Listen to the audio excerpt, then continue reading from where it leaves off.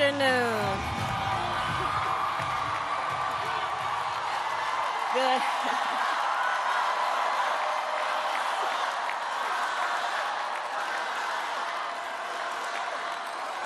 Good afternoon, everyone. Good afternoon. Good afternoon. Good afternoon. Thank you all. Thank you, thank you. Thank you, thank you. So let me say, and I love you back, and I love you back. So let me say, my heart is full today. My heart is full today, full of gratitude for the trust you have placed in me, full of love for our country, and full of resolve. The outcome of this election is not what we wanted, not what we fought for, not what we voted for, but hear me when I say, the light of America's promise will always burn bright. As long as we never give up, and as long as we keep fighting.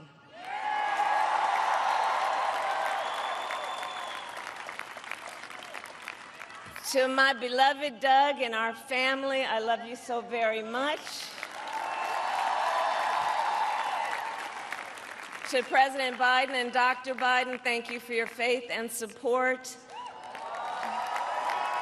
To Governor Walz and the Walz family, I know your service to our nation will continue. And to my extraordinary team, to the volunteers who gave so much of themselves, to the poll workers and the local election officials, I thank you all. Look, I am so proud of the race we ran, and the way we ran it, Over the 107 days of this campaign, we have been intentional about building community and building coalitions, bringing people together from every walk of life and background, united by love of country with enthusiasm and joy in our fight for America's future. And we did it with the knowledge that we all have so much more in common than what separates us. Now, I know folks are feeling and experiencing a range of emotions right now. I get it. But we accept the results of this election. Earlier today, I spoke with President-elect Trump and congratulated him on his victory. I also told him that we will help him and his team with their transition, and that we will engage in a peaceful transfer of power.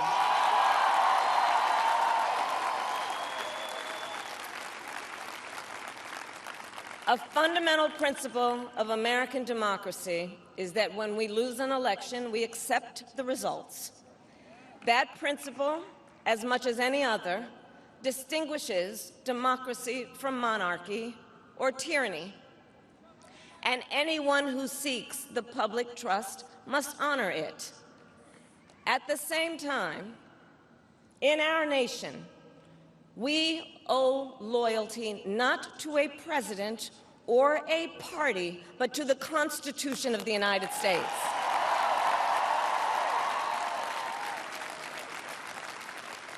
And loyalty to our conscience and to our God. My allegiance to all three is why I am here to say, while I concede this election, I do not concede the fight that fueled this campaign.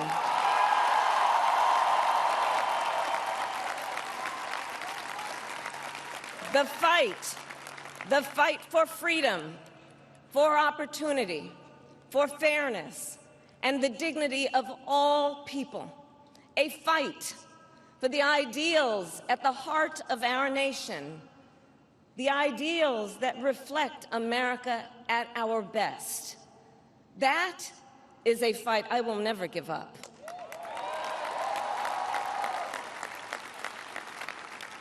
I will never give up the fight for a future where Americans can pursue their dreams, ambitions, and aspirations, where the women of America have the freedom to make decisions about their own body and not have their government telling them what to do.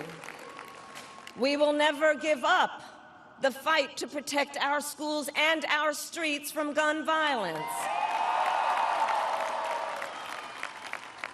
And America, we will never give up the fight for our democracy, for the rule of law, for equal justice, and for the sacred idea that every one of us, no matter who we are or where we start out, has certain fundamental rights and freedoms that must be respected and upheld.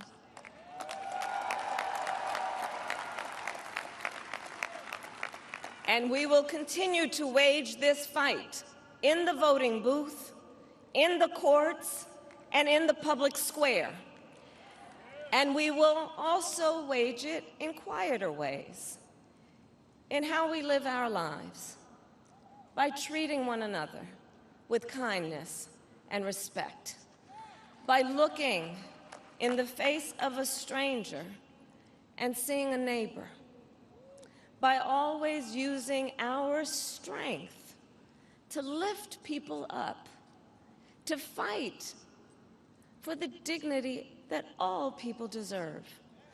The fight for our freedom will take hard work, but like I always say, we like hard work.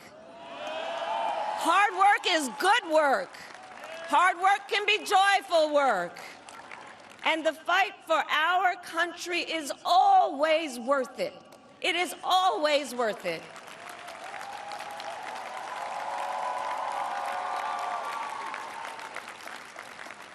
To the young people who are watching, it is, I love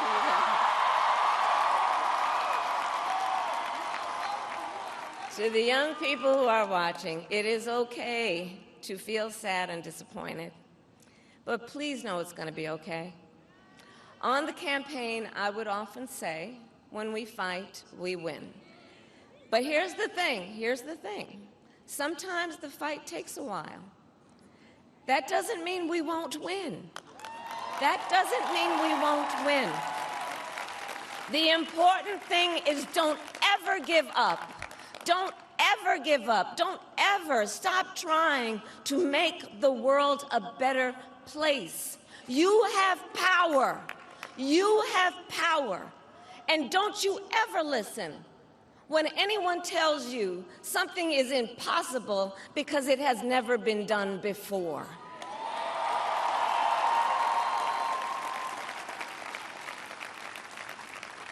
You have the capacity to do extraordinary good in the world.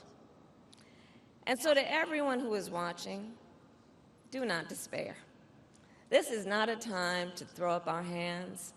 This is a time to roll up our sleeves. This is a time to organize, to mobilize, and to stay engaged for the sake of freedom and justice and the future that we all know we can build together. Look, many of you know I started out as a prosecutor, and throughout my career, I saw people at some of the worst times in their lives, people who had suffered great harm and great pain, and yet found within themselves the strength and the courage and the resolve to take the stand, to take a stand, to fight for justice, to fight for themselves, to fight for others. So let their courage be our inspiration. Let their determination be our charge. And I'll close with this.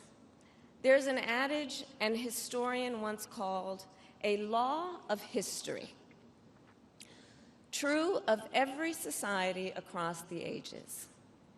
The adage is, only when it is dark enough can you see the stars. I know many people feel like we are entering a dark time, but for the benefit of us all, I hope that is not the case. But here's the thing, America, if it is, let us fill the sky with the light of a brilliant, brilliant billion of stars. The light of optimism, of faith, of truth, and service.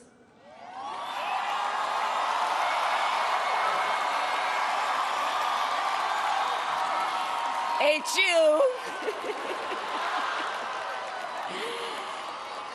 And may that work guide us, even in the face of setbacks, toward the extraordinary promise of the United States of America. I thank you all. May God bless you, and may God bless the United States of America. I thank you all.